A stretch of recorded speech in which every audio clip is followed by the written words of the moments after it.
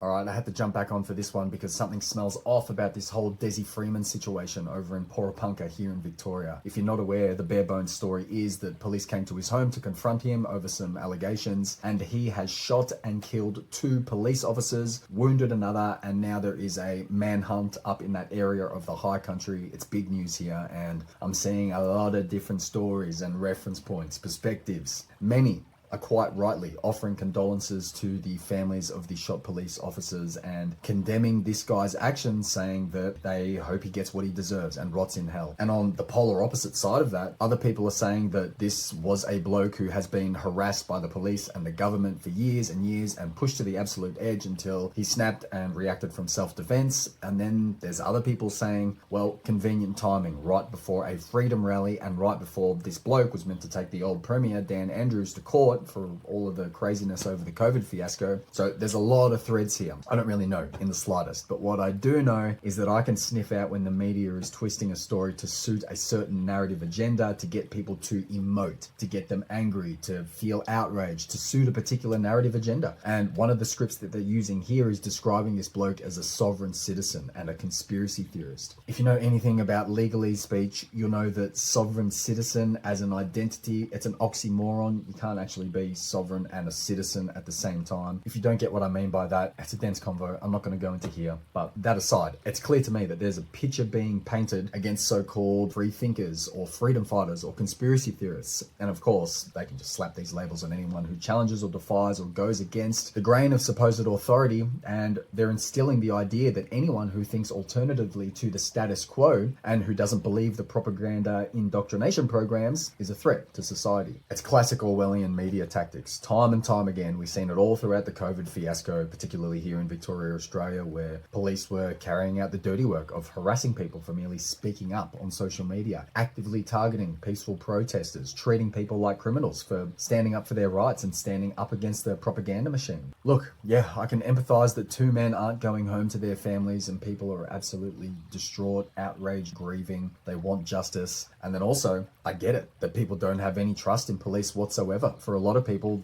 they've long lost the title of being protectors of society and instead don the cloak of being shady enforcers of government control, knowing that many of them are just unwitting, unknowing pawns playing into the big Orwellian puppet show. And a lot of people are sick of government overreach and are aware that there's a larger war on consciousness happening and want to live their lives without Big Brother getting up in everyone's business. So there's a lot here, and we're at a massive turning point in humanity. We have been for a while now, and will likely keep experiencing chaos as we make this transition. So it's a good thing whenever we feel our emotional state getting amplified and hijacked by current affairs that we see on the news. And yeah, there's a lot of injustice and war and pain and death happening. So it's normal to feel big emotions, but it's also good to take a moment to pause and go, what story is being told here? What's not being told? What am I missing? Where am I giving my power away? Is this being twisted to get me to emote and force feed me into a certain narrative and drain my life force energy? I might take some arrows for this one, but that's all right. I have little trust in the media or the government to tell us the truth,